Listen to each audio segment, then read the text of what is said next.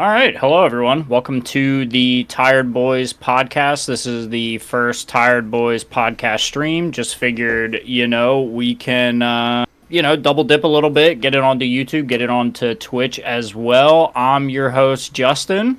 And I'm Aaron, live from Pennsylvania. It's Tuesday night. But Justin, it's good to see you. It's fun doing this little kind of test run of the live show and everything. Looking forward to seeing how this works and hopefully being able to get some maybe not fan, but like audience interaction as we go ahead through. But we've got a busy episode ahead of us today. We've got some quick hitters, a little bit of contract updates and everything for Formula One, and then of course the Austrian Grand Prix weekend that we had this past weekend. Some Formula 2, Formula 3, F1 of course with the sprint weekend. So a lot to go ahead and get into, but we'll add in the intro theme here for the YouTube version. Or we can just put it at the start. That works as well, so we don't have to do some like weird, pause. It doesn't have to. All it needs is a split-second pause, but either way, we can make it work. Very cool. Very cool.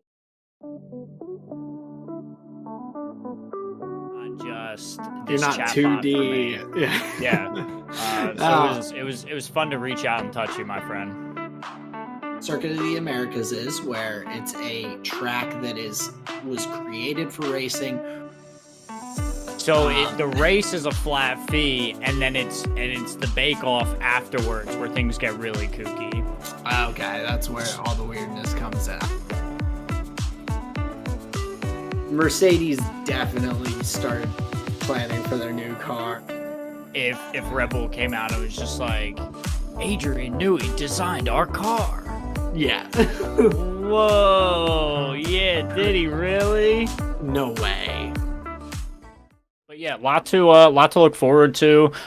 There was some shenanigans at the 24 hours of Spa. I guess we can kind of start there with our quick hitters segment. Just some fringe topics outside of Formula One, just other motorsports that we can cover. So yeah, let's talk about that ugly crash at Spa. Yeah, so just a really unfortunate incident that we had with the World Endurance Championship where the 24 Hours of Spa is going on, and Christian Hook, one of the drivers, just ends up, due to contact with another one of the drivers, having his car stalled out in the middle of one of the main straights at Spa.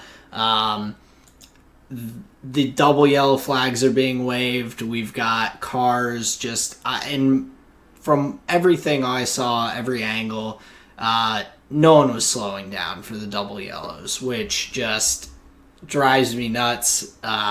Anyone who's been listening to Justin and I talk about F1 and motorsports knows that we hate dangerous situations. Like, we love racing, but we want it to be safe. We want the drivers to always be okay. Fortunately, with this crash, the driver was still okay, but ends up getting clipped at probably about 200 kilometers an hour. And after being sent into the barrier, having his car go up into a little fireball.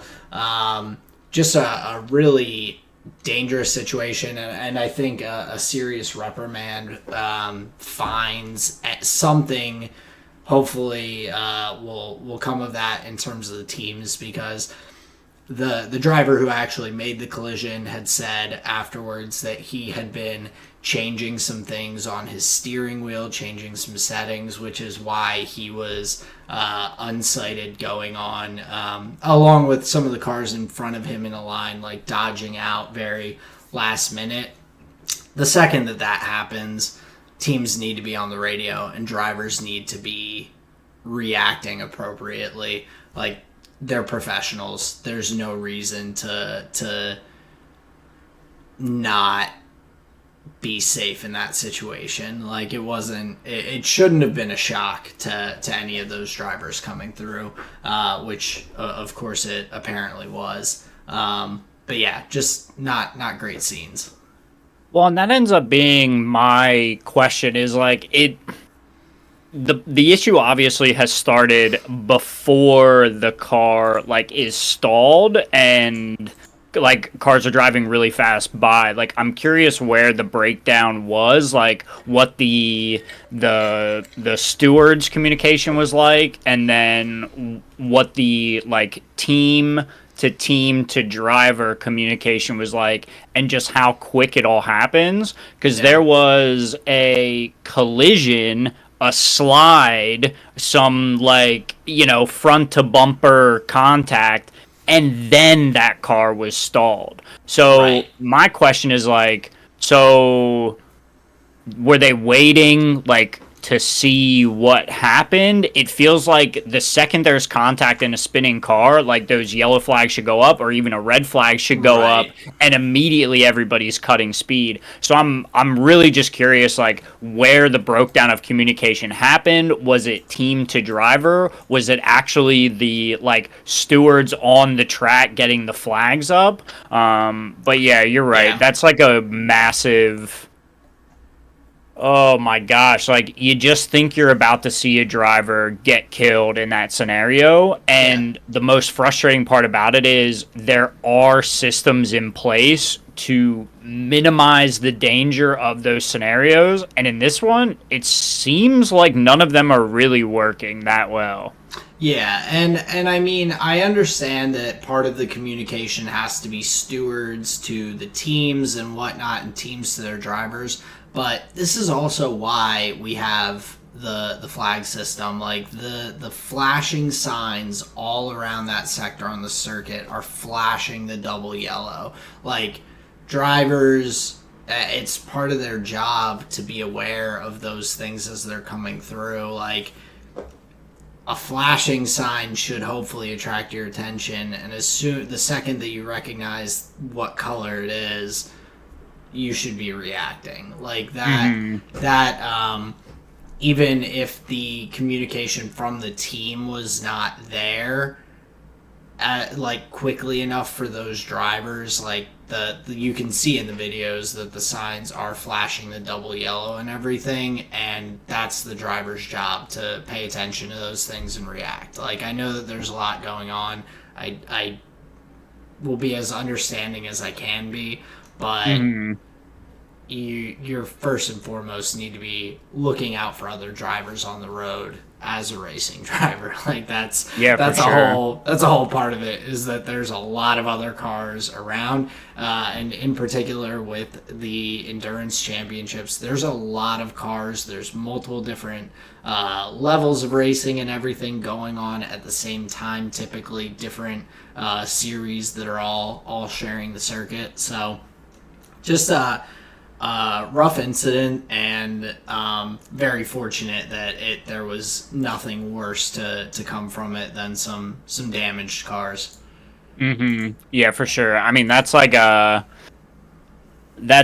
very high speed sector of the track, so just to have a car stopped. But yeah, I hear you with the flashing flags along the track. Yeah, it does seem like that just comes down to the drivers, and I wonder like, are they thinking like, well, they're not slowing down, so I'm not slowing down? Yeah, Yeah, tough to know what's going on there, but just happy to see that everybody ended up, being okay. Like you said, just some busted up metal. yeah. But another kind of weird finish to the race after that point, with the lead Ferrari, who had about a 10-second gap on the Aston Martin, going into pit and running into a stalled car in the pit lane. One of the Lamborghinis, for I think one of the lower series, was stalled out, entirely blocking the pit entry. The Ferrari had to come to a stop, and ends up losing and ceding that position to the Aston Martin, who went on to win the race.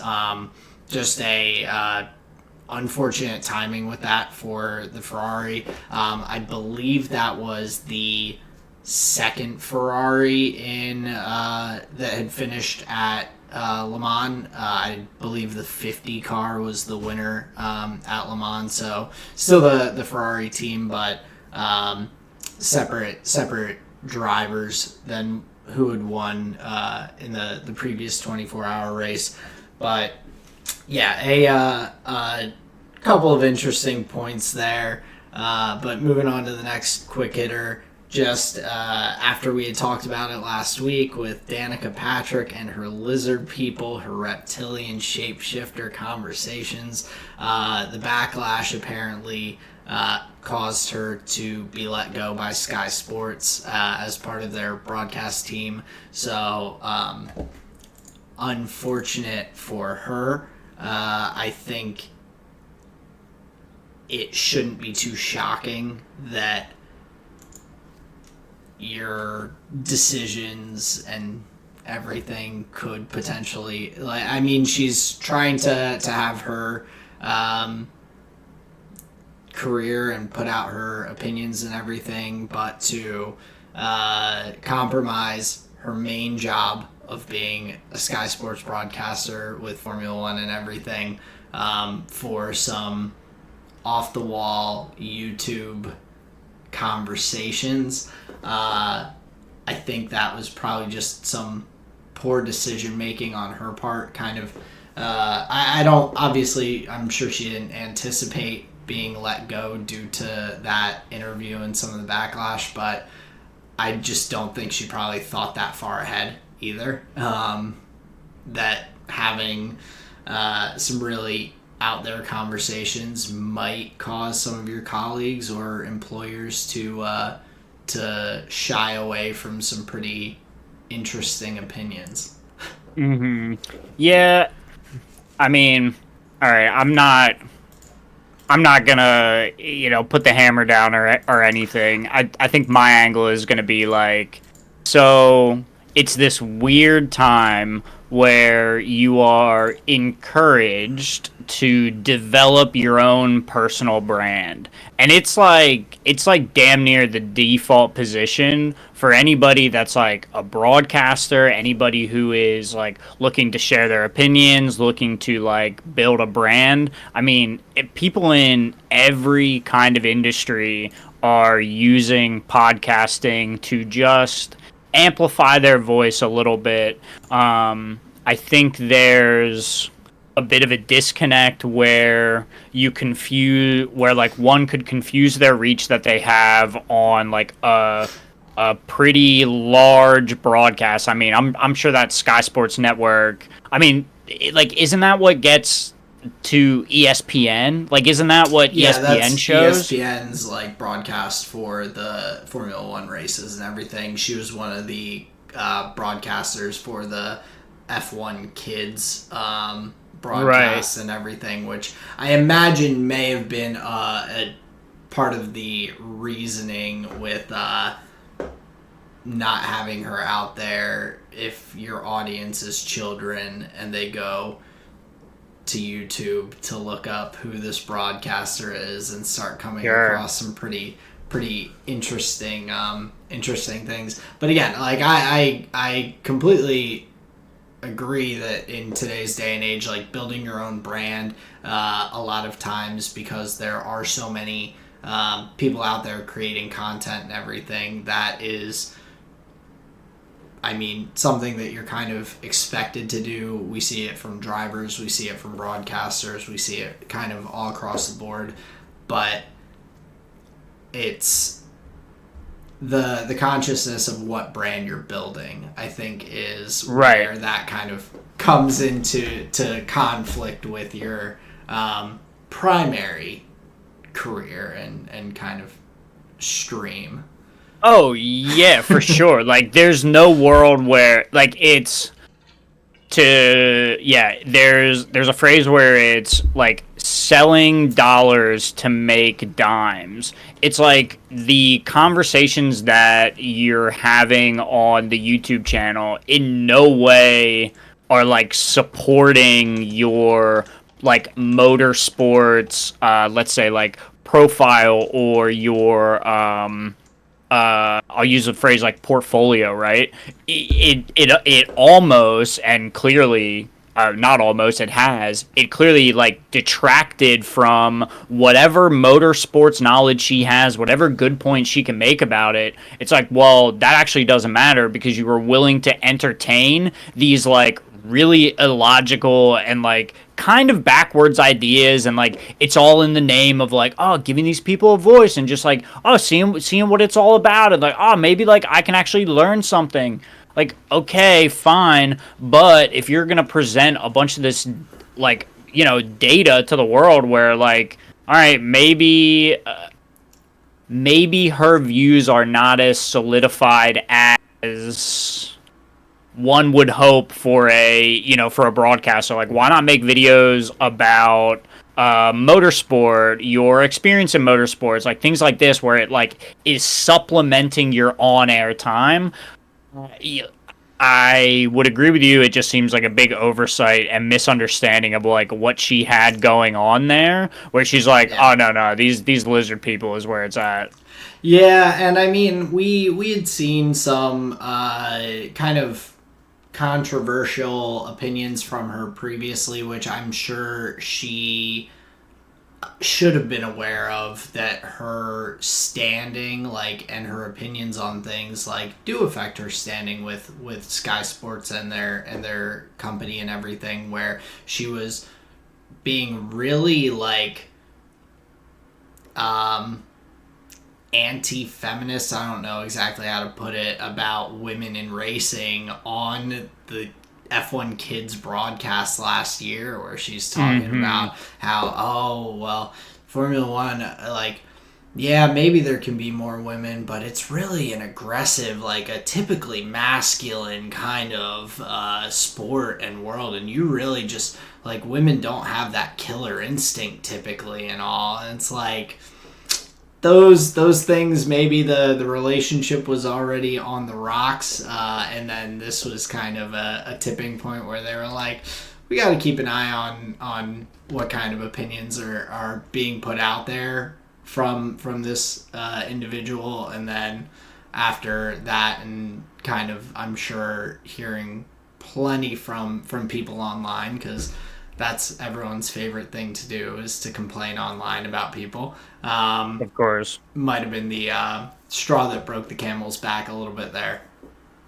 Sure. Well, it's like those people that would have to, be listening to the broadcast. So it's kind of like if enough people say like, "Hey, we don't want to watch your show if she's going to be the one commentating." I mean, yeah, I guess it makes sense for them to take action in that regard. Like, big time unfortunate, because I don't believe she is like anti-woman in motorsport. I just I don't believe think like, she is. The way it came across was definitely not ideal.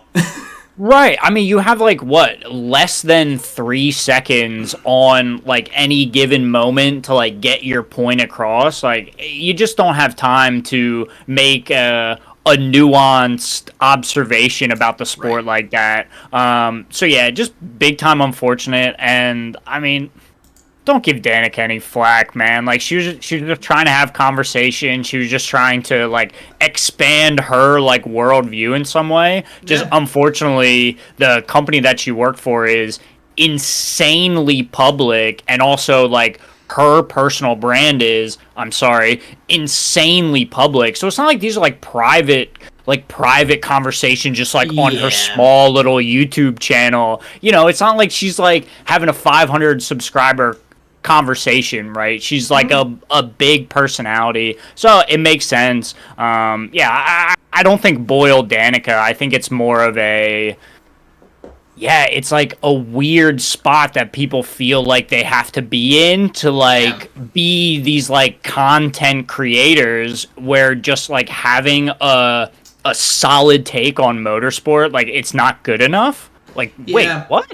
I mean, and especially being one of the like you are one of the premier women in motorsport historically, like Yeah, from your just racing period. career and everything. Like, you have the audience there and all. And I just imagine that with her contract with Sky Sports, there had to be some sort of clauses about negative publicity for the company or something like that. That was like their reasoning. Sure. But yeah, I agree. Like not going after her for wanting to expand her brand, but now I guess she has a little more time to do so if she would like to. The lizard people follow up. Episode 2.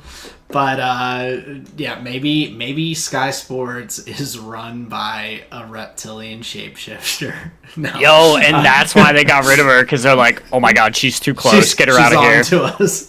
She figured us out.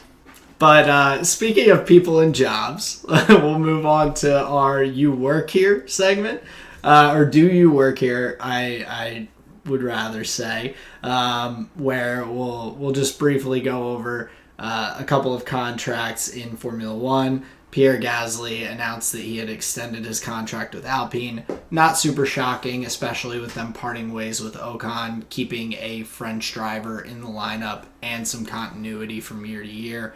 Not too shocking. But very shockingly, Lance Stroll officially has been confirmed for the Aston Martin seat. I don't think any of us knew that was coming in the pipeline. Yeah, I don't know. Lawrence Stroll really probably just sees the quality driver that Lance Stroll is. So not too much going on with the contracts this week. No, and I can't imagine. I can't imagine anybody could have guessed differently. Like if we thought Lance Stroll was like going to be on some other team, that's crazy. I don't want to throw the term like pay driver around, but if and when his time in Formula One on Aston Martin is over, I doubt he's going to another team. Like that's kind of how I think about it. Yeah. Okay. I wouldn't consider him, or I wouldn't say like pay driver either. He's clearly shown that he has moments of being a very quality driver and everything. It's just, I feel like those moments are just too few and far between for a team that really wants to compete for a constructors championship. If they really, really were getting after it, Lawrence Stroll and the Aston Martin family, I think, would just need to be a little bit more cutthroat with their decisions. To be honest, like that's just kind of the only way to say it. It's obviously not their only issue. Their car development and everything else has been lackluster in the past couple of seasons. They bring a very solid concept and then just don't make the necessary improvements as quickly or really as much as they need to, which is unfortunate. But yeah, I think if they really decide they want to go after the title fight and be competing with the likes of Red Bull, McLaren, Ferrari, Mercedes at this point, then that would be one change that I would have in mind that might bolster the team a little bit. Yeah, like just ignore your son and think about like, okay, who is the best driver for this seat? If it still is Lance, based on whatever criteria we arbitrarily make up, like, sure, then give him the seat. But yeah, I think you're right. At a certain point, they're going to have to say, like, you'll, what am I trying to say? There's a ceiling of success possible with Lance, like, and if that's okay, yeah, sure. But yeah, I think at a certain point, you have to look at other options. Yeah, it just depends what the goal, I guess, of ownership is for that team. But still a few seats to solidify. Mm-hmm. Carlos Sainz still is not officially announced, or I guess officially signed anywhere. It sounds like Kevin Magnussen was discussing a future potentially in endurance racing, which he really enjoys if he doesn't end up with the contract. I think he still would like to stay in Formula One, but as the seats start to dwindle, I think he's kind of imagining his alternative options out there. Um, Mm-hmm. but yeah, we'll have a little bit more before everything's all locked in place for the upcoming year. But before we get into the Australian, Daniel Ricciardo getting points really just got me in a tizzy. The I Austrian Grand know. Prix review. Australian fever. Um, we just wanted to say, and for all of you on Twitch, if you're watching, go ahead and follow. We really appreciate that. And of course, go ahead and check out our YouTube for more episodes that we've put out. Check us out online, like, subscribe. We really appreciate it. And thank you for anyone who does take the time to listen and hang out with us. Yeah, we're shooting for 100 subscribers by the end of 2024. So if you want to help us reach that goal, just hit the like, hit the subscribe button. We would very much appreciate it. But yeah, back to the episode. Yeah, so getting into the Austrian Grand Prix, we did have Formula 3 and Formula 2. So looking at the Formula 3 races, we had a little bit of just tight racing, I guess, in the first in the sprint race there. Nicholas Solov had a really nice drive, kind of took the lead, and with some solid tire warm up. Of course, they don't have the DRS and a lot of the other overtaking capabilities of Formula One, but he was really able to optimize the car and get into the right tire window quickly to take the lead early on. Was able to come back after losing a couple positions and retake the lead later in the race as well with some nice moves, a nice move around the outside, and just some solid driving. It's interesting in the F2 and F3 with the reverse top 10 for the sprint race compared to the feature race. The qualifying top 10 is flipped. That it kind of shakes things up a little bit and allows there to be a little bit more, differentiated or difference in the driving, I guess. But we see that some of the drivers, Gabriel Mini, was still up in the points for the sprint race, but Lucas Browning, who's the current championship leader in Formula 3, was not able to make it back into the points after just kind of a tough start in that sprint race. So it really does shake up the grid there a good bit, having that reverse grid order for the sprint. But in the feature race, Browning kind of just took it all the way through. A really nice drive from pole position there to keep the lead and just maintain that.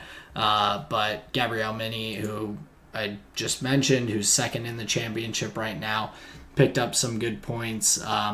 Unfortunately, Browning, with the win and everything, was able to secure more points than Mini's combined points between the sprint and the feature race to extend his lead a little bit more. But both drivers are, having and Fornaroli also in third are having really nice seasons and look like they'll be very likely prospects for Formula 2 in the coming year. Yeah, okay, gotcha. Yeah, that's really interesting. I'm curious, how much do you enjoy the reverse grid? Do you feel it makes the pack like a little more competitive? What are your thoughts there? I think it's interesting, and I like it for Formula 2 and Formula 3. I wouldn't implement it in F1. I kind of actually, I'm not the biggest fan of the sprint weekends, but I do like the current setup of the weekend a bit better Okay. than we've had. Hmm.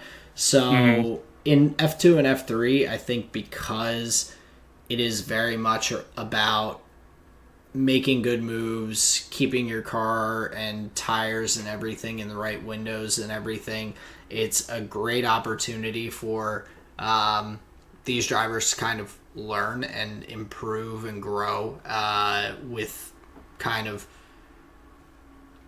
a just different position in the race. Like if Browning was starting from pole position in both races, he might just run away with it, not have to have very much wheel to wheel racing. But this gives the opportunity coming from like P10 in the sprint race and everything to try and work his way up through the field and really just kind of grow his skill set as a driver. So I think in these lower formulas, it's a good fit. But in Formula One, I don't think it's necessary. Gotcha. Yeah, no, that makes a whole lot of sense to me. Yeah. Yeah. So going into the F2 weekend, I know you had a couple notes from the race, but I know for myself, my main focus looking at Formula 2 is just looking at Kimi Antonelli, Ollie Behrman, and then Paul Aaron, the championship leader, who, as kind of the primary prospects this season for Formula F or for Formula One seats in the future. Um, Mhm.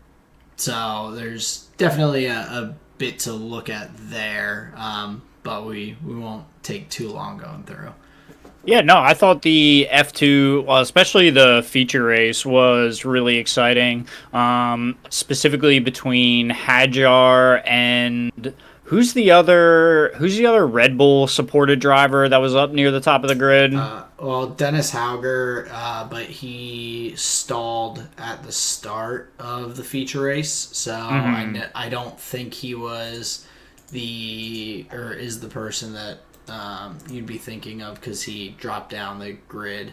Let me think who would the other Red Are Bull? I'm there looking through three them. drivers per team? So there Enzo Fittipaldi, I believe, is also so Isaac Hadjar, Enzo Fittipaldi, and I think um, Jack Crawford maybe might be a could be wrong for him.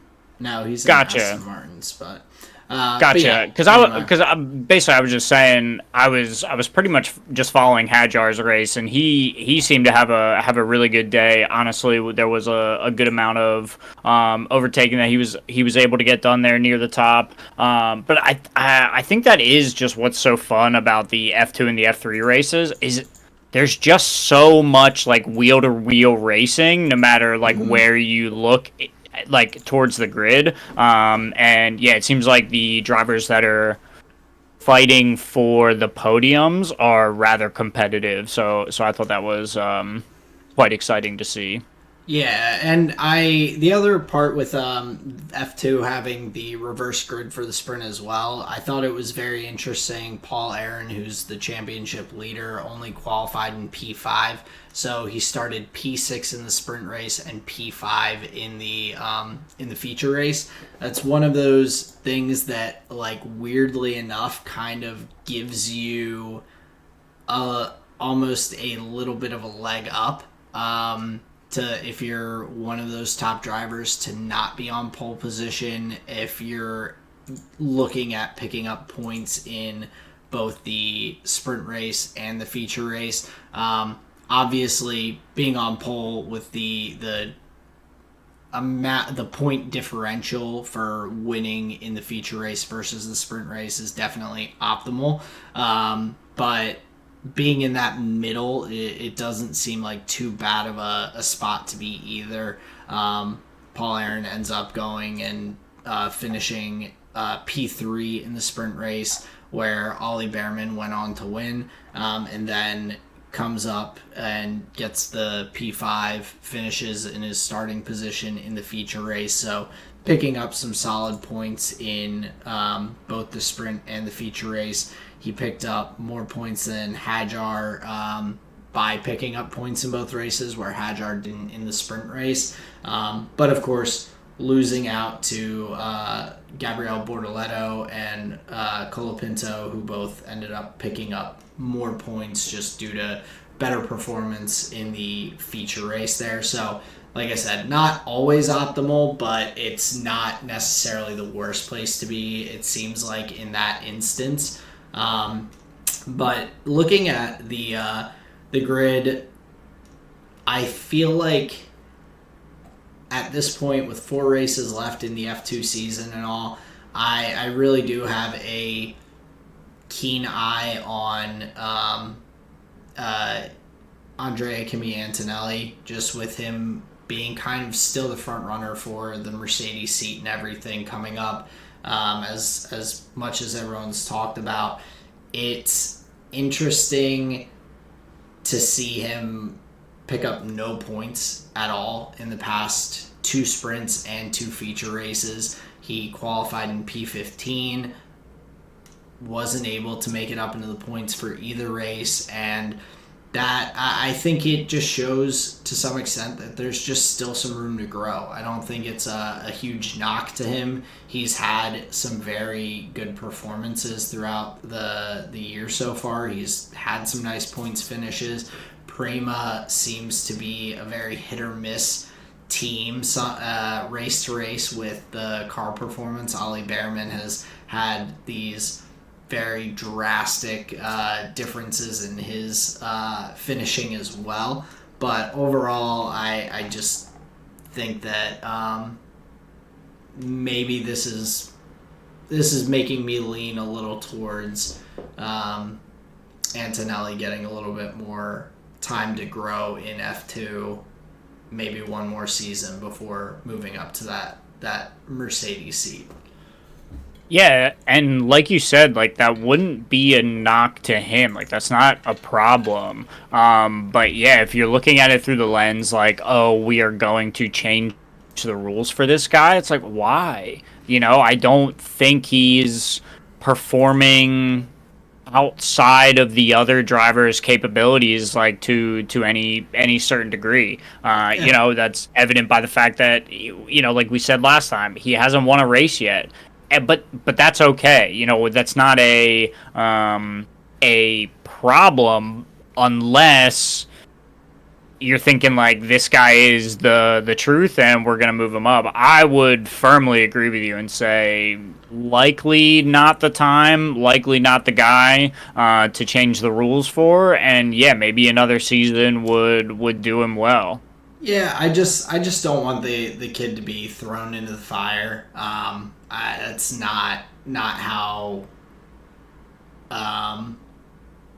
you want to see things go, especially when you're looking at the world of Formula One, how critical everyone is from the outside, as well as internally with teams and everything. Like, that's a lot of pressure and a big seat to fill that I think could be overwhelming for anyone, let alone coming in and having no Formula One experience really, other than some test drives. I think that is a risky decision if Mercedes goes for it. And with the progress that the team has made with their car and performance and everything this season, with having some solid finishes over the past couple of races, really getting back into the mix of those top 4 teams and everything, that's kind of the trajectory that they want to remain on. And we've seen it a little bit with Red Bull, where if your second driver is not getting enough points, it really can be detrimental to the team's Constructors' Championship fight and everything. And it's I wouldn't want to see him come in and just get dropped like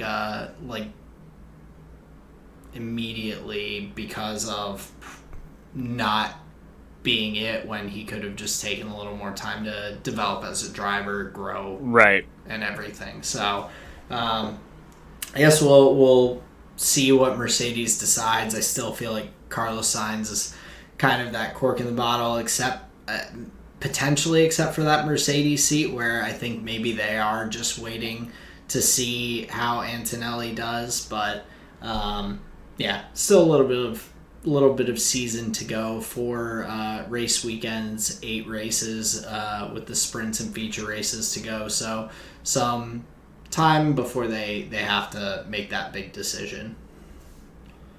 Right, but you mean From wait, Mercedes side. right, but isn't there only a couple races left for Formula 2? There's not 8 races left. Four race weekends, but 4 sprints, 4 feature races. Oh, gotcha. Okay, that makes sense. Yeah, because it wasn't adding up either. I was like, but that's not how many weekends are left in Formula One either. What's he talking about? Okay, gotcha. Yeah. 8 races, 4 race weekends. Yeah. Okay, yeah, that makes sense. Yeah. Yeah.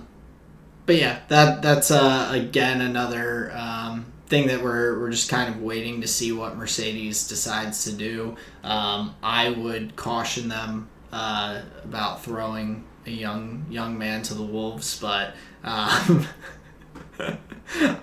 say not. I would caution them. Like I'm you're not like the brains in of the talks with them, operation. Yeah, Toto, hear me out, man. bro. Toto, I caution you against Antonelli. Me, There's- Aaron, expert, Yeah. Formula One roster expert. I caution you, sir. I gotta put it out there. Damn, that's strong. I like that. But like we said, not a knock to him. Just give the man some time to grow. But looking at the F1 weekend, we started off real hot with some practice session craziness, I guess, with Yuki getting pretty flagrant on the radio. Yuki was fined 40,000 euros for throwing out the R word over the radio about one of the other drivers. And I mean, afterwards, talking to the stewards, the everything I read was that he was just like horrified by, like, he didn't realize what the word actually meant, and was very apologetic about it. Obviously, they still have their regulations and things they have to follow in terms of penalties and everything. But I felt bad for Yuki. It seems like he has picked up a lot of his English from Twitch chat. not professional teachers. Sure. And from some probably I don't know, not the best sources to learn language from. It's like with kids when they start taking English or Spanish or French or German, or what is the first thing that kids want to learn in middle school or high school? The bad words. Like, The worst things you can say. those are the things that people want to learn. I imagine for Yuki it was probably not that different. And in a world where you see drivers being like throwing out F-bombs and swearing and everything over team radios constantly, I imagine that had been the world that he was in, and just really didn't realize the gravity of what he was saying. Sure. But 40,000 for Yuki, that's a big chunk of change. Last I remember, he was only making like around 250, 300,000 a year when he was originally in Formula One. I'm sure he's making a little bit more now, but that would be losing that much of your income for saying something would be pretty rough. Yeah, I would only have to put like a quarter in the swear jar. That's a lot. That's like a quarter of your income in the swear jar. Yeah, for real. Damn. I mean, that's tough.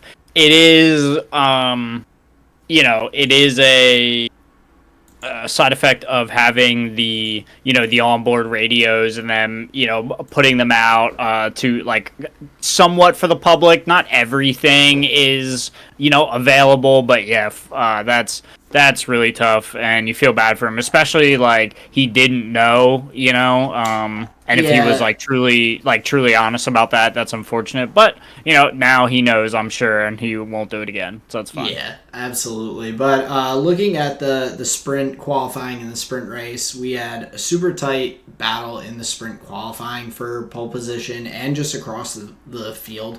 The Hmm.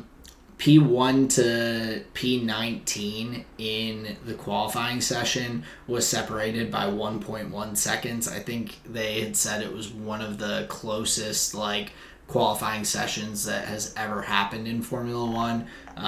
Extremely tight. Last week was the tightest, where it was Uh, like point 0.8 or something separated the top like 14 drivers or something. So, gotcha. but it still speaks to your point where like we are currently in a time where the grid, even though the numbers get larger the way you go down, that grid is the tightest it's ever been. They are very competitive with each other.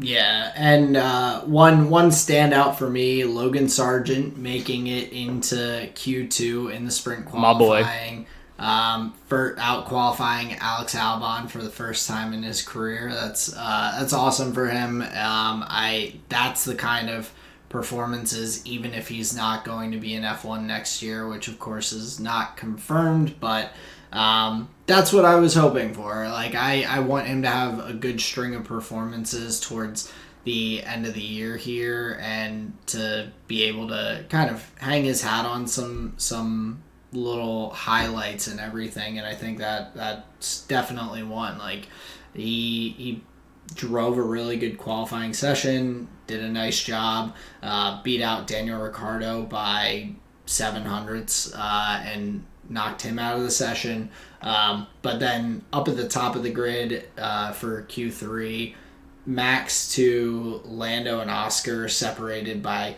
3/10 of a second. Super, super close at the top, very, very tight. Which was not quite the case in the qualifying for the main race, which of course we'll get to. But Max starting out with the two McLarens right behind him for the sprint race, really allowed us to have a nice little battle at the beginning of that race there. Yeah, right in the beginning between the Red Bull and the McLaren, and then a little bit later, just like between the two McLarens, I thought they were quite competitive with each other. They were definitely racing each other, fair and respectfully, but still giving each other a good race. Once Max had kind of pulled away, it seemed like either of the McLarens would have had the pace to, solidify that victory, or not the victory, solidify the victory between the two of them, like Yeah. whoever's, you get it.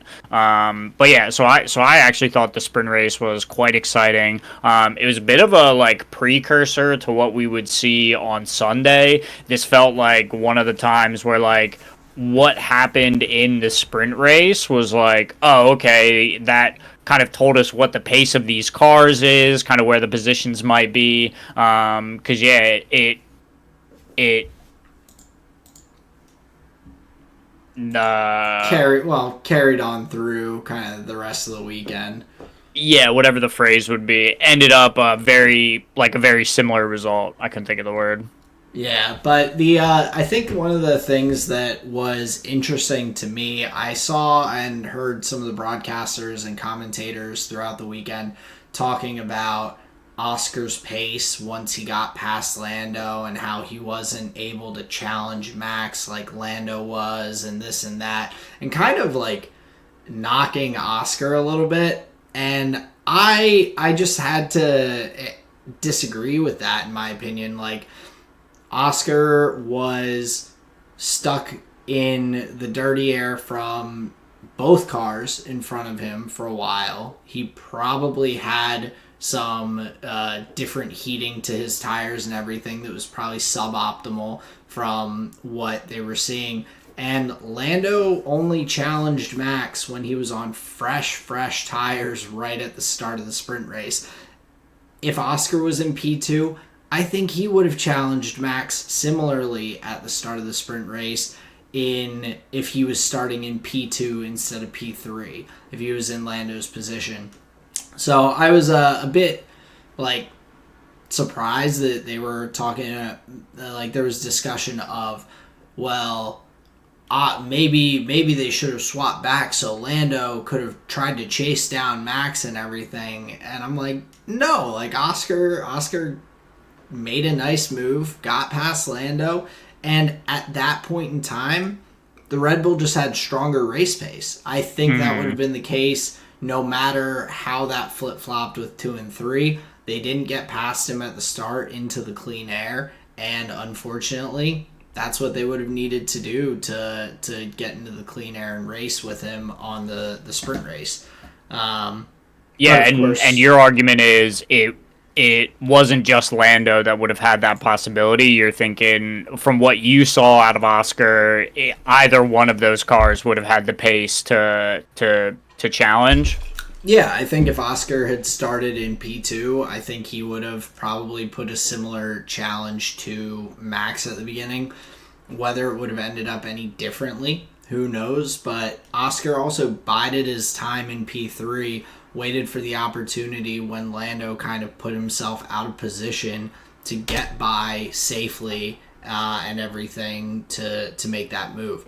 So to hear people kind of knocking Oscar after that sprint race because of his like pace, I was really a bit disappointed with that kind of reaction. It doesn't make sense to me because I really feel like he has been driving very well. Lando has just had a bit better qualifying pace typically and has just put himself a little further up on the grid.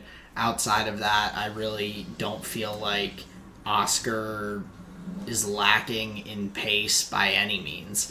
But looking at, to kind of stay with Oscar over into the qualifying for the main race on the weekend. Sure. I, on this end, am in agreement with a lot of the opinions that I saw online. Oscar's time gets deleted for a track limits violation. He ends up qualifying into P7 instead of up in P3 or P2, whatever he would have been. Instead, they added all these gravel traps and everything around the circuit. I don't know why the gravel traps would be more than a car's width off of the white line. Like that was my thought process with it. I'm like, you're adding these gravel traps in the runoff area so that you don't have to worry about track limit violations and everything, but you make them like the space wider than a car's width. Like Oscar, just by a hair, is outside of that white line. He clearly is not gaining anything by having dirty tires from a little bit of his tire dipping onto the gravel or something like that. He's not gaining speed. It just seems kind of bizarre that he would get a track limit like ding when they did this to eliminate having to hit people for track limits. Like, if the gravel's there to slow people down, how is that not enough?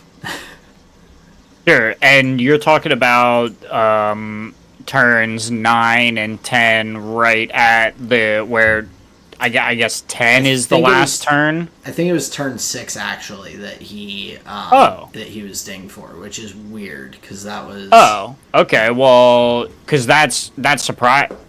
That's why I'm surprised, because that gravel trap was added. The main one that's in my head is for the last turn right before the pit straight. that seemed to do its job. So you're saying Oscar's track limits was earlier in the lap. Yeah. Oh, see, I'm not even sure. I'm not even sure I understood that. Okay, gotcha. So where they were trying to save drivers from having that headache, it ended up like not really changing much of anything. Maybe just shifting the turn that you have the problem at. Yeah, and Okay, I so hear you. him like you're trying to dodge it out. He barely like goes off at all, like to the point that the broadcasters were like, I think McLaren should appeal that initially because they felt like it was that close. Or like talking about having a VAR like they have in football to look at offsides and how close it was. Obviously, like he did technically go off track, but it's like if that is the whole point of these changes to the tracks to eliminate that being a concern. It's just unfortunate that he still got hit with it and ends up starting down in P7 instead of a bit further up the grid. Gotcha. Okay, yeah. So Oscar having a bit of success for the sprint race, but not necessarily able to translate there for the qualifying. Yeah, but looking into the feature or main race for Formula One on the weekend, why don't you lead us into your winners and losers? We have the same ones for everything, so we can just kind of talk through each of those together. Sure. Well, I think we should save the obvious shared loser that we have. We should save that for last so we can have a larger conversation on it. My first winner here for the weekend is George Russell. I think it's really fun for Mercedes where their race pace has been improving kind of week after week. We've seen, I think it's the last like 3 race weekends. We've seen, I think it's P3 and P4 finishes for both George and Lewis, kind of flip flopping respectively. So yeah, showing they're competitive with the cars ahead, and George proves it again here. 15 seconds back from the leaders. I think we're on lap like 61, 63. I think is when they had lap 63 is when they had contact. George is 15 seconds back at this point, but they're always going to have to go into the pits. Their race is gone. But solid for Mercedes to be there to pick up the pieces. George said it a million times. Great, he wins the race, but like the point in there is but your car was fast enough that you were only like you were right down the road, like it was fine.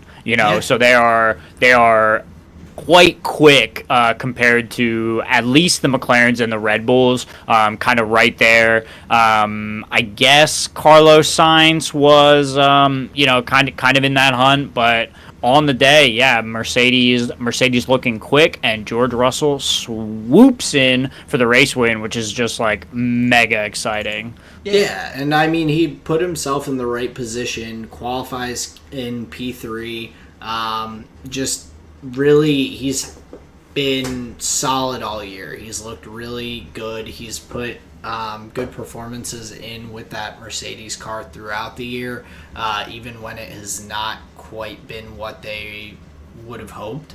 And hey, like right place, right time. He was ready and had not allowed himself to get out of the race enough that. Right. When that contact happened with Max and Lando, he was right there, ready and waiting, and so big congratulations to him for second career win in Formula One. That's awesome and huge props to him. Yeah, big news. One little tag on that though. I love the radio message from Toto. When he sees the contact coming, he's like, "You can win this race, George. You can win this race." And George is just like, "Let me fucking drive, bro." Yeah, that was like he was in very. He was in the middle of one of the biggest braking zones, and even Toto afterwards was like, said he was like, I should have looked at where he was on the track before I hopped on the radio.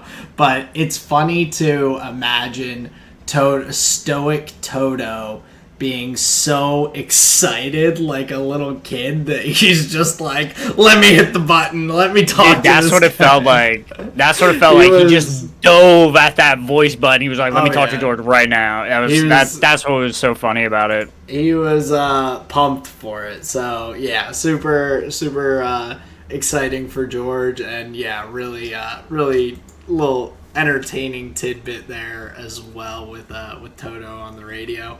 But then Oscar, even with the P7 qualifying and everything, ends up coming home P2, getting another podium under his belt. Like you said, Carlos there as well to round out the podium.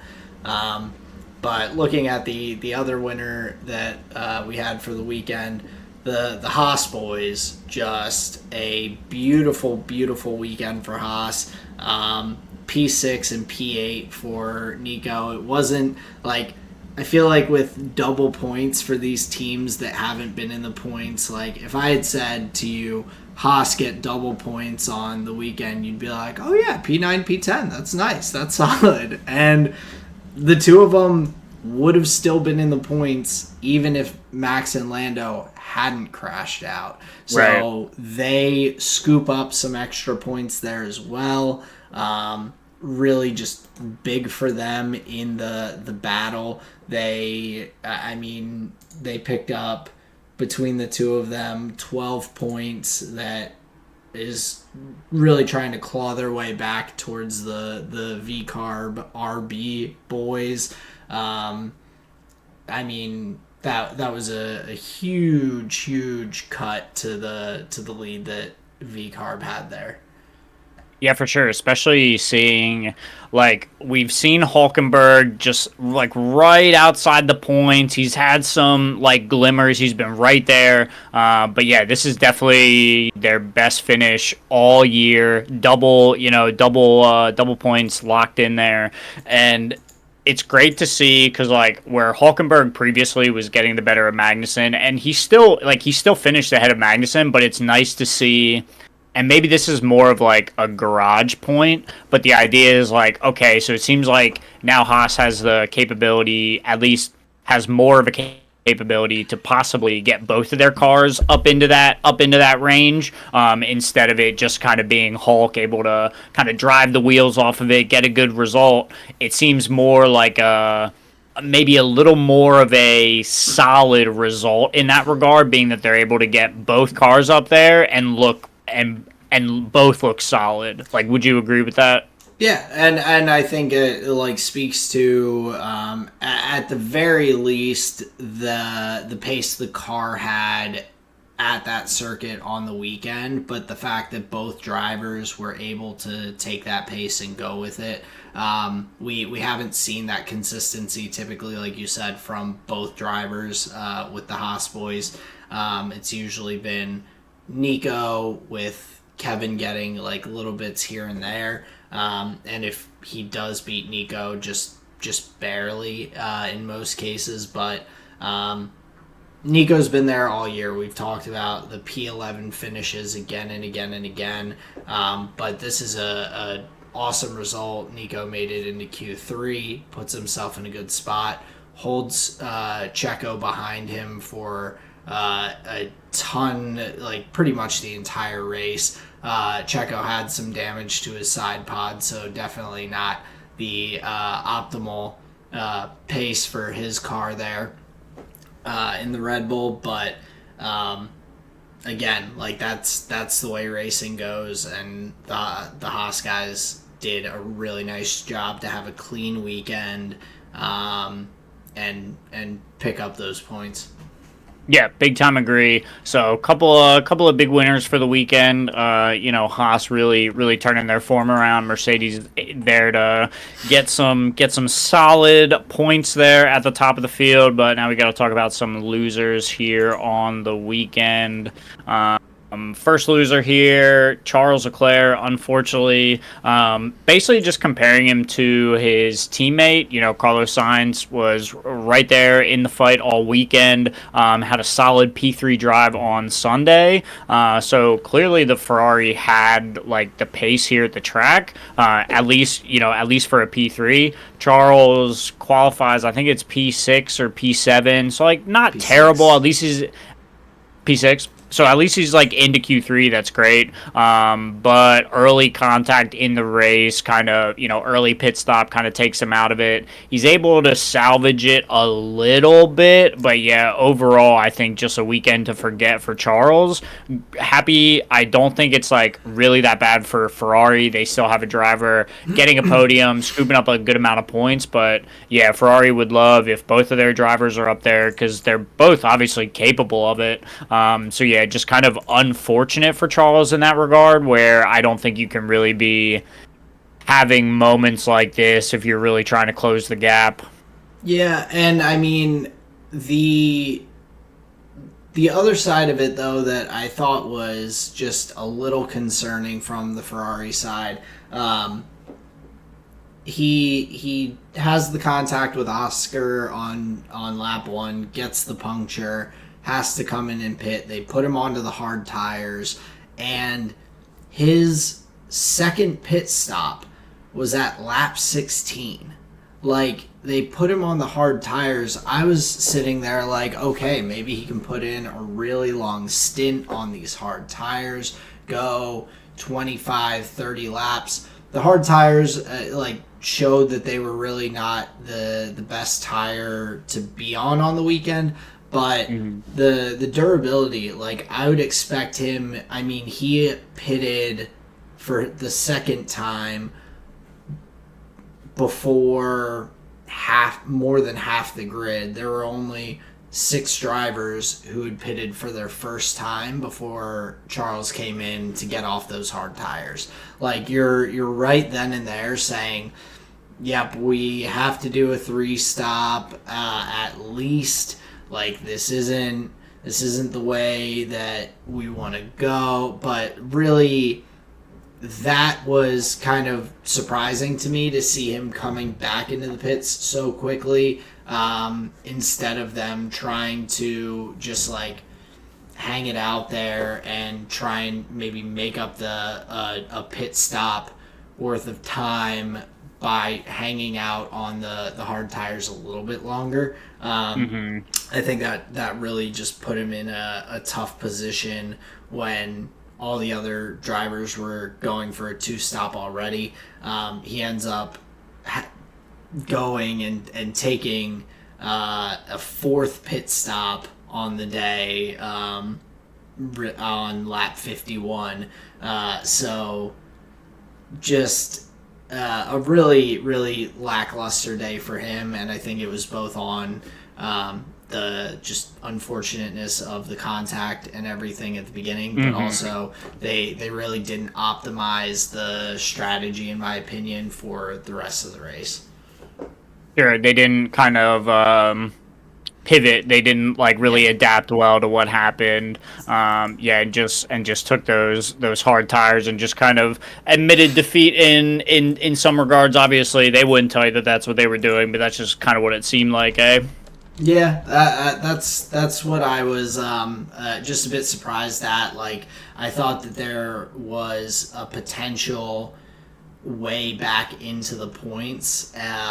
He finishes P11, so barely outside of the points, 6 seconds back from Gasly, but I think that if they had optimized a little bit better with the pit stops and everything, then he might have been able to make it on a 3-stop instead of a 4-stop and get into the points there. But it was not to be for Charles this weekend.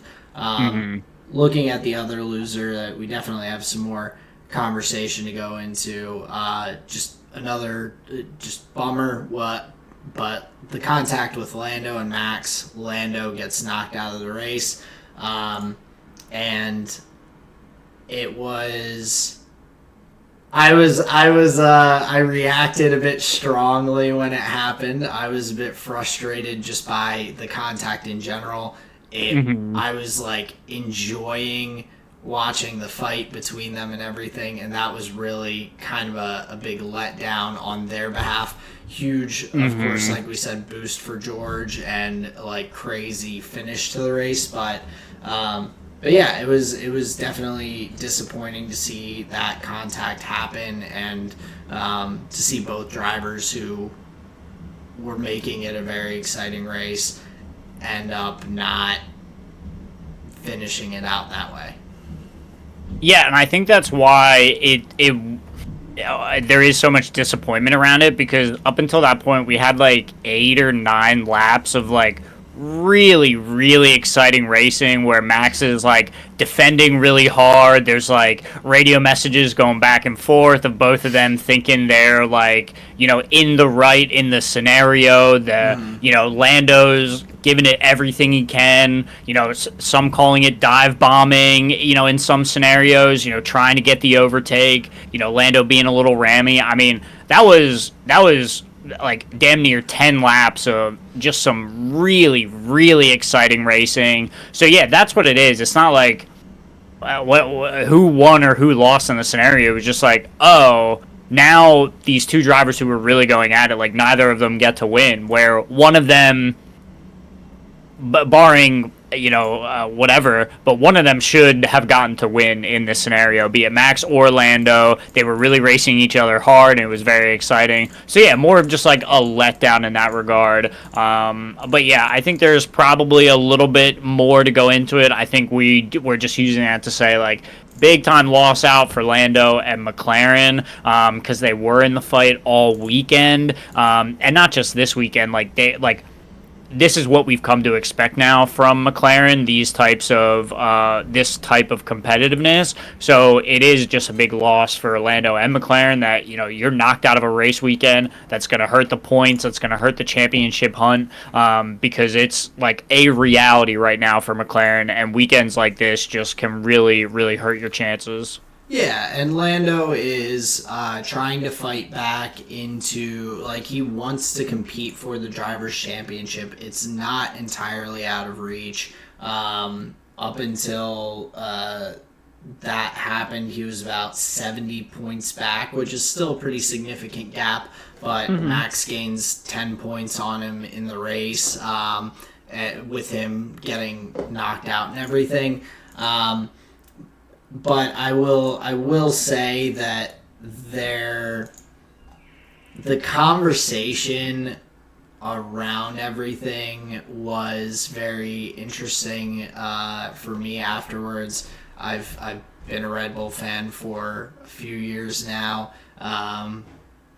since before 2021 and everything, and I so became a fan in 21. I actually became a fan at the end of 21. What does that say about me?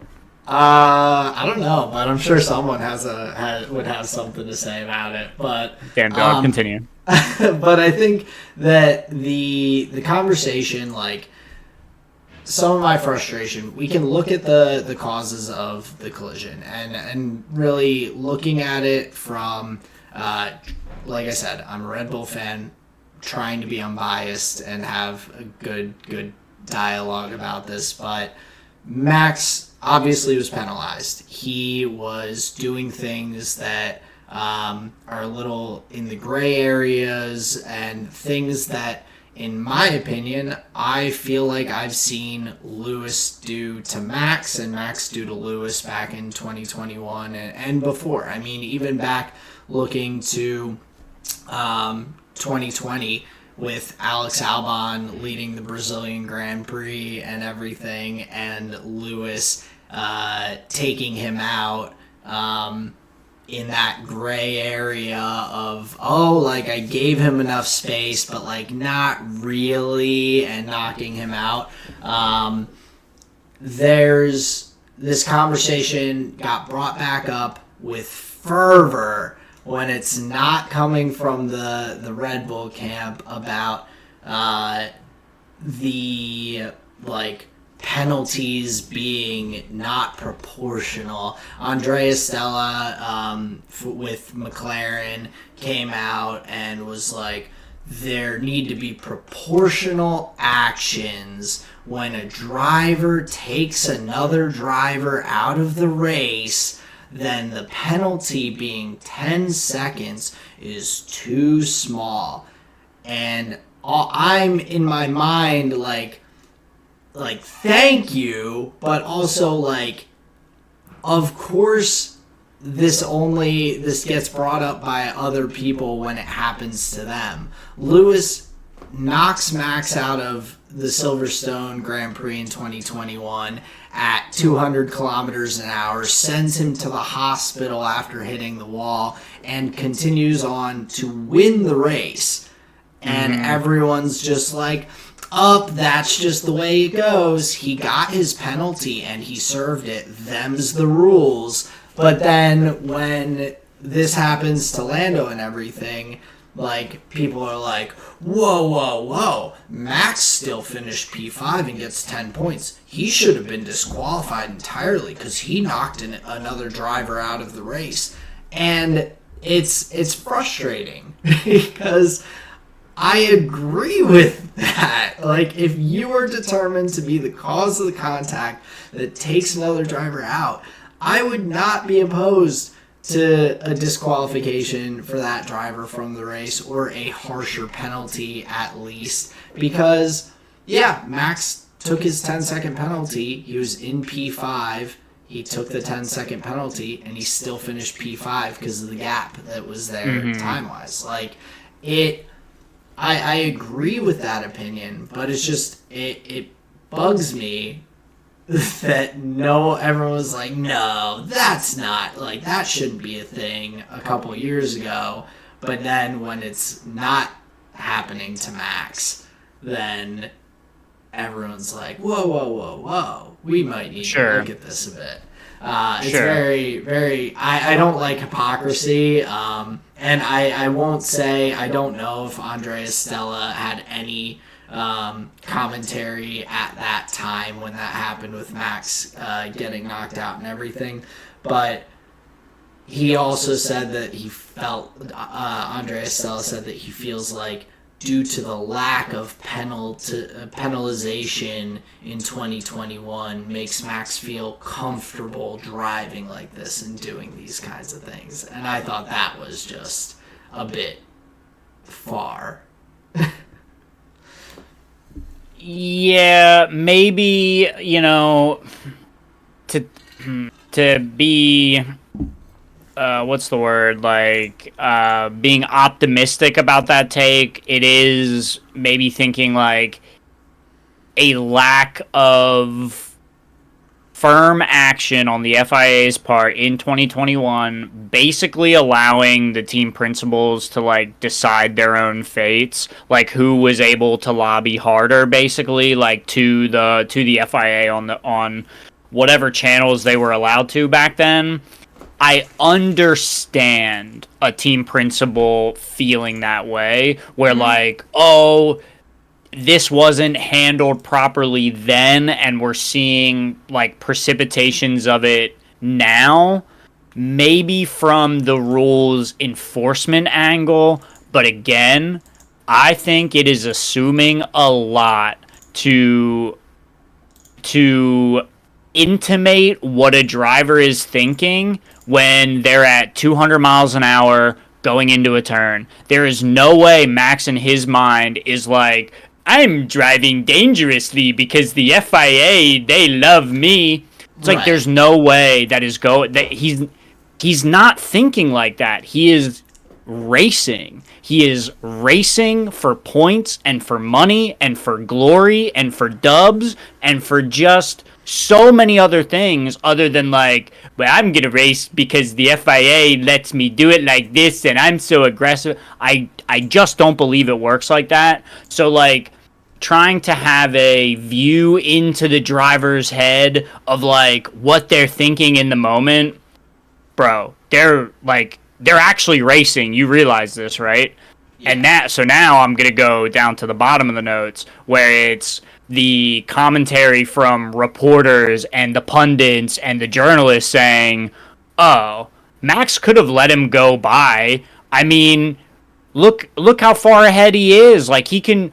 Why would Max do that? He can just let him by." It's like, dude, are you serious? The only reason that would have potentially made sense is if the FIA had actually been quicker and given and announced the penalty that they were looking at with Lando, the 5-second penalty for track limits, where if they had announced that, which they had been sitting on for multiple laps, it sounds like, with the decision making, then yeah, maybe Max would have been like, okay, I'll just let him go by. He was on fresh mediums. I'm on used mediums. And I'm just going to stay in his DRS and let him carry me around the track and everything. But they hadn't. And like you said, these are racing drivers. They are hyper competitive. And I think in these hyper competitive situations, which is where I kind of look at it from looking back to when it was hyper competitive between Lewis and Max, is that being a champion, being a race winner, Lewis is the same way. He did not bend very much when it came to the battles with Max. He was like, oh, okay, I'll let him push me off the road, but I'll make my case that I don't need to give that place back because he was driving in that gray area. I can work with this too. And looking at there were some videos that I saw of battles between Seb Vettel and Lewis Hamilton in Austria at the same exact turn where Max and Lando made contact, and Seb Vettel was doing the same exact thing that Max did. Max did not turn his wheel out to squeeze Lando to the side. His car was angled ever so slightly towards the outside of the track so that he was drifting shrinks, that way. So that gap shrinks just a teeny bit at a time, but he's never turning his wheel to the left there. Seb Vettel did the same thing to Lewis, and they don't make contact because Lewis backs out and let him have the space. I think there were two hot-headed drivers driving at the time. Max, because he was pissed off because of a bad pit stop that caused him to have to sit there for 6 seconds or so for Lando to come through and lose a 7-second gap to be cut down to 1.5 seconds. I'm sure he was upset and frustrated with that, where he was driving a little bit more aggressively. I don't think intentionally, but I'm sure your emotions can come through when you're driving. And from Lando's perspective, he had made attempt after attempt.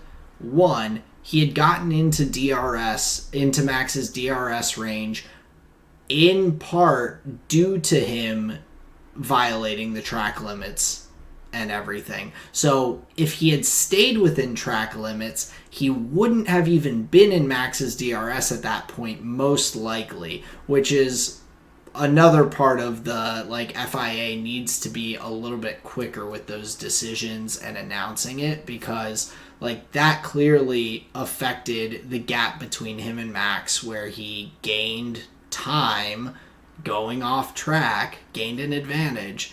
And when you're frustrated and Max is, in Lando's words, moving under braking, where I didn't really feel like he was. It felt like he just was braking later, but so he wasn't ever moving under braking in that way, but just was braking later than Lando was.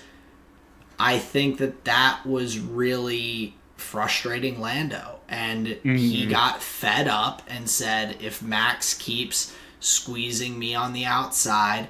I'm not going to move. And then, like Max with Lewis at Monza or whatever it was, when Max was coming out of the pits and ends up on top of Lewis's car. Yep. And goes, it's the same thing. See, that's what happens when he doesn't give me space. Lando did the same exact thing there and said, hey, I'm not moving. And if we make contact, we make contact, because he was frustrated with not being able to get by Max. I think there were so many components to this. The conversation being about 2021 and Max hasn't changed. He just hasn't had to fight anyone since then in a close battle and things like that. Like, Max, Lewis, Seb Vettel, Michael Schumacher, like, all of these drivers have been and are hyper competitive and do not bend to their competition. Right. Like, they want to dictate the way that those interactions go, and I don't think that is some extreme, like, Max is just a reckless driver and can't race wheel to wheel with anyone. We've seen him race wheel to wheel with people on numerous occasions. The hyperbole and exaggeration of this being, and when you look at the contact, it is such tiny contact. It's not. Well, that's like, what's crazy about it. People like have gotten away with like, less. Yeah, it's not like either of them like rammed each other or did something crazy extreme. They touched. McLaren has some sharp little bits on their sides of their front wing that people had already commented about, being like, don't get too close to that McLaren front wing. Sure. Charles had the same thing happen at the start of the race. Like, I mean, they've all got those sticky uppy bits are wild. McLaren has little fins on the side though that are like stick out too. It's like when you're driving on the freeway and you see an 18-wheeler that has those spikes on the spike little bolts on their car, right, and everything, or on their truck. I'm like, I am staying away from that guy for sure. Okay.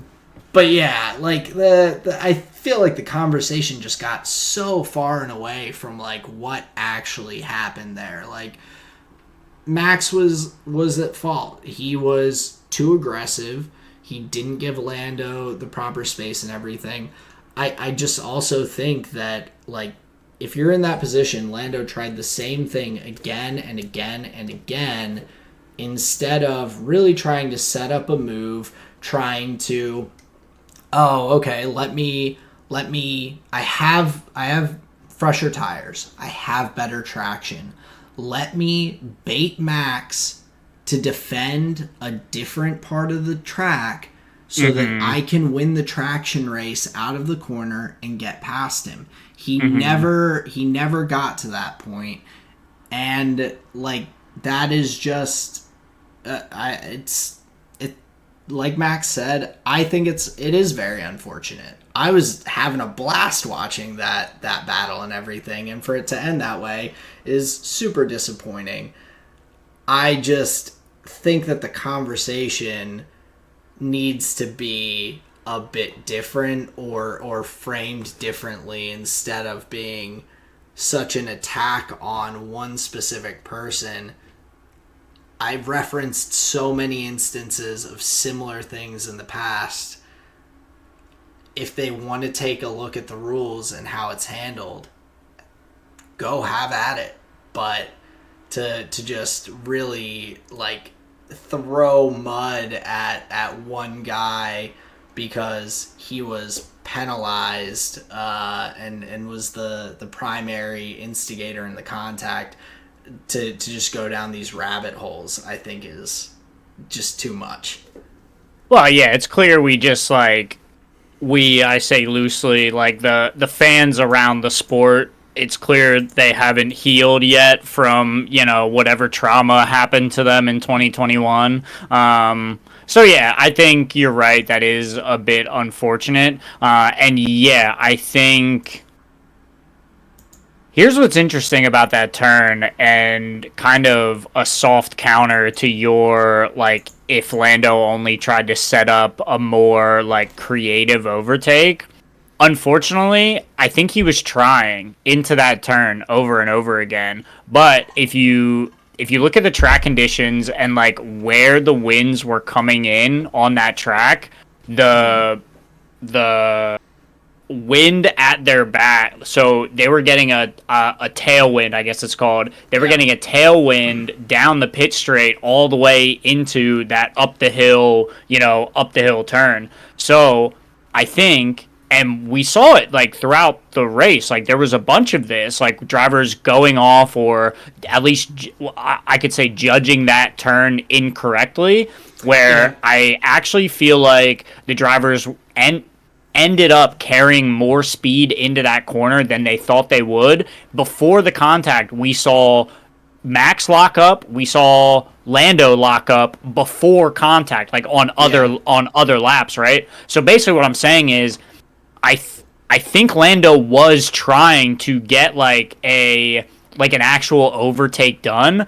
Oh, And yeah, they just ended up choosing the wrong turn because they weren't able to properly judge, like, how much speed on any given lap they're gonna be coming in at. So I think choosing that turn was actually quite difficult. Usually it's the place to overtake there in Austria, but it just, time after time, it just wasn't working. So actually, I would agree with you. I would have liked to see Lando basically just choose a different turn that he would have attempted the overtake on, because I mean, you tried a bunch. It clearly wasn't going to work there. So yeah, I kind of agree. He should have set it up a little bit differently, but I do believe the track conditions were, like, really difficult, and not just for Lando and Max, but for a lot of drivers. So I say all of that to say, like, that contact could have happened between anybody. Well, and to your point, I believe that's the turn where Fernando Alonso locked up and ended up hitting Zhou. Yeah, so yes, that's what I'm saying. It was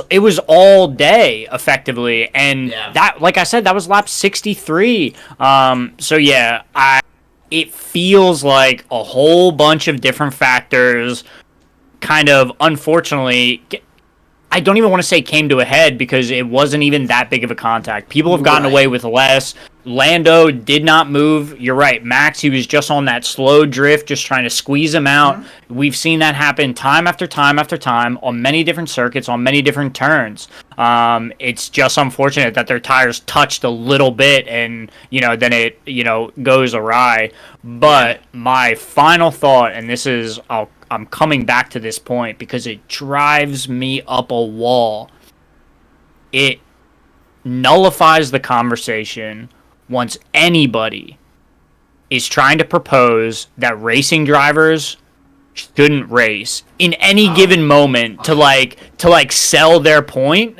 I'm like, yeah, it's such a silly conversation. Like, Max is like, yeah, I could have also stayed home and just, like, not drove. Like, I mean, what do you mean? I'm a racing driver. Yes, I'm just gonna usher the second place past me and lose the victory. And that's what I should have done. Like, it's such a poor statement from a reporter. Like, if you're a paid reporter, you gotta come with something better than that. That is such a different sport. Weak argument. Like, it is. I agree. Yeah. So no, I'm with you. And to digress from my rant, I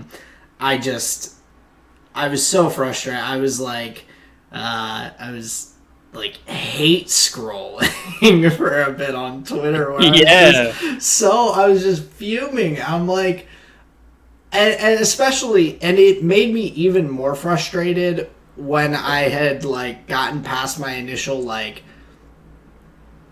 frustration with the incident in general, where I was like, Sure. okay, like, yes, I agree. Max was at fault in this instance and everything. I don't think it was intentional, but yeah, he was the driver at fault. Stewards determined it, everything. But to just see these just threads of just nonsense or conversations that I was like screaming to the heavens to try and get someone to have years ago, to have those get brought back up, like, from this. Just, I was like, thank you, but like, where were you a while ago? That's but funny. but to move along to just some final notes for the race and everything. I think the other big points that I had, one, big props to Daniel Ricciardo. He's had a lot of speculation about his seat and everything, and Liam Lawson should be brought in, and Helmut Marko saying, yes, we've made agreements with Liam that he should be part of the Red Bull program, and that the Red Bull investors, owners, whatever, want to see the sister team be a growing spot for drivers and whatnot. Him having a really solid weekend, getting the points, just, I think, shuts some people up, at least for a little bit, who were saying, hey, he's not there anymore, he's not it. 250th race, he gets that V carb into the points, and I thought that was just a solid drive from him overall. Yeah, I would definitely agree that that stands out on the timing sheets for sure. Somebody that's kind of struggled week in, or I shouldn't say like that, race in and race out. Not really sure what he's gonna get out of the car. Yeah, really solid to see such a good finish for him on the weekend. So yeah, that was definitely a story that I was pretty keen on. I was also looking at the two Alpine drivers, especially with the Gasly staying in Alpine news. Obviously, both drivers have a while to go, but kind of personalities withstanding, it was kind of nice to see them just have a solid weekend overall. Decent performance in the sprint, decent performance in the race as well. So yeah, more positive scenes, I guess, from the Alpine squad, I guess you could say. Yeah. Yeah, and good battles on the track. It was For sure. clean. That was the big excitement up until lap 63 or Hmm. whatever. I thought it was hilarious that when Gasly got by Ocon, he was like "ciao" on the radio. He was like "see ya." That was pretty funny, and just the little spiciness that we've got over there. Hmm. It's fun to watch, and adds that little extra bit of excitement. Um, but yeah, I guess any other final points to hit before we start to wrap things out? No, I think that's really it. It was it's an exciting race usually, just with the amount of overtaking that's possible. But yeah, I think a lot of it just gets eaten up by the contact between the McLaren and the Red Bull, because that had so much to do with like kind of everything else. That yeah, anything else is really just kind of just water in the plants, really. Yeah, and that's I think the other frustration, I guess, is just leading into Silverstone with Max hitting or making contact with the British driver. I think we're going to be in for some interesting commentary this week for around the race weekend and everything. I'm Hmm. excited to see that pre-race or pre-weekend press conference. I hope they have Max and Lando sitting right next to each other on that panel that they have, of drivers, and really just let them hug it out and have everyone calm down before the weekend starts too much. But Little kumbaya circle. yeah, just a little bit, hug it out. Get ready for another fun race week in this triple header we've got here. But to start closing out the episode for any Twitch viewers at the end of the podcast, we do our cooldown lap. This week is our Rose, Thorn, and Seed from this week. So a little just in our personal lives, away from Formula One and talking about that. But Justin, why don't you lead us off with your Rose, Thorn, and Seed here? Yeah, sure. Got some pretty exciting stuff going on this week. I'll start with my seed. So 2025, I have to renew my massage therapy license, and that comes with it 24 hours of continuing ed courses. So with that, I have my two in-person classes, both 8 hours each. So it'll be 16 continuing ed credits. I've got them chosen, paid for, locked in the schedule.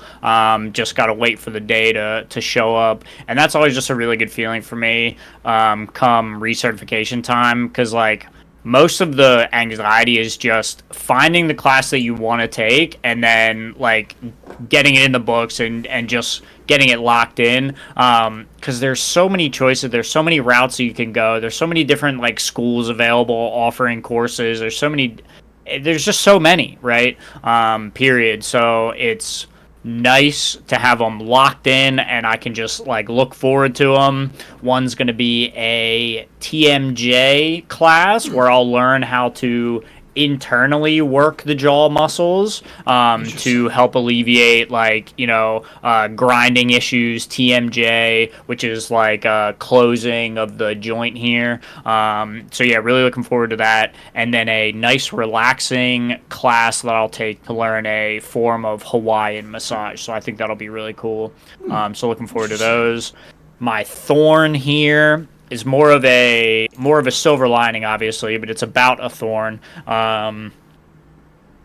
Recently I had a therapy session where I was able to put a pretty significant weight down. I was able to learn something and say like, okay, yeah, I think this is like a bit of a moment, right? And so we kind of, we picked it apart. We looked into it a little bit. But yeah, later after that, I felt like I was just kind of ready to put this kind of heavy weight down, something that's informed other forms of thinking in my brain. So yeah, it just felt nice to finally just feel ready to say like, okay, I think I'm done with this. I don't think I need to carry this around anymore. So just kind of feeling that relief over the last couple days has been really nice, and noticing like my thought patterns and just things in relation to that have just kind of cleaned up. So I just feel very thankful and grateful for that. So that's my rose here for the week.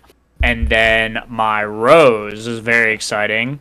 A game called Dark and Darker is out on a more complete release, I would say. So previously they did like a bunch of these like beta tests where they'd turn the servers on for like 3 weeks, get a bunch of player data, close the servers down, take what they can learn, and then do sessions like that. But now they're in, I don't want to say like a full release because I don't really understand it, but the game feels quite full and like done and complete now.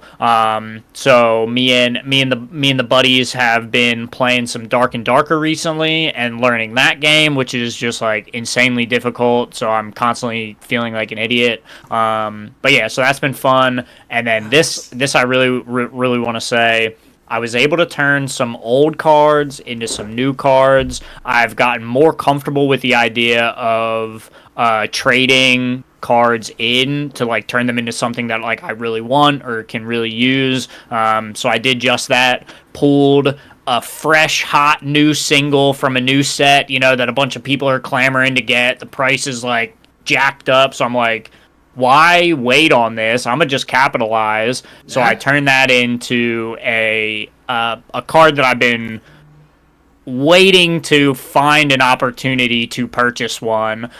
So just kind of just alchemy turning coal into gold felt really really fucking good. So that was my rose here for the week. Nice, that's solid, and always nice to get that fresh pull out of a pack that you can offload onto someone who wants it a bit more. Well, Um, exactly. But like previously, I've basically looked at them like, oh, that's like a $40 bill. I'll just slide that into my binder. Look how sick that looks like as a $40 bill in my binder. But yeah, you come and look at that a year later, it's not worth that anymore. It's worth 25 cents actually. right. So now having the knowledge and the wherewithal to like act on that, right? So yeah, very pleased. But that's enough about me. What's your rose, thorn, and seed for the week? So I'll wrap out pretty quickly here. My rose for this week is I'm actually appreciative of there being a bit of rain recently. My yard and all of the plants and everything were just getting annihilated by the heat wave that we had and just lack of water. And I am not at a point in my life where I am just watering my grass on a daily basis just to run up my water bill and for it to be dry anyway.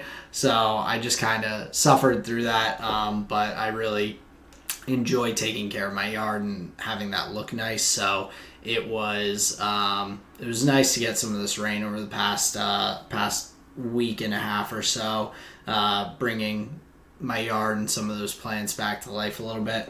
My thorn is just I won't get too into the weeds, but work lately I've just felt kind of burnt out. Like I feel like I'm running in place where I am doing as much as I can to just keep things moving in the right direction. I'm making and like I'm being successful. I'm making residents happy. I am renting apartments. I'm like making the company money. I'm doing the things that I'm supposed to be doing, but it just constantly feels like it is never quite enough to be able to either like get a little bit ahead on things or like work on some side things that I think will benefit everyone or just really like kind of get prepared for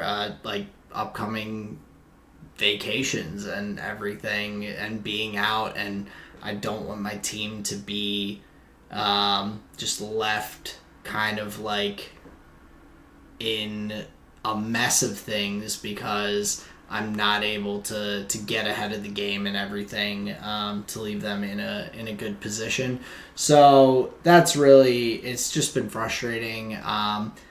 I don't know if it's just with how busy things are or some lack of support from upper management and whatnot that I feel like and not my direct manager, but the higher ups that I feel like we're kind of just being left off to the wayside a little bit. Okay.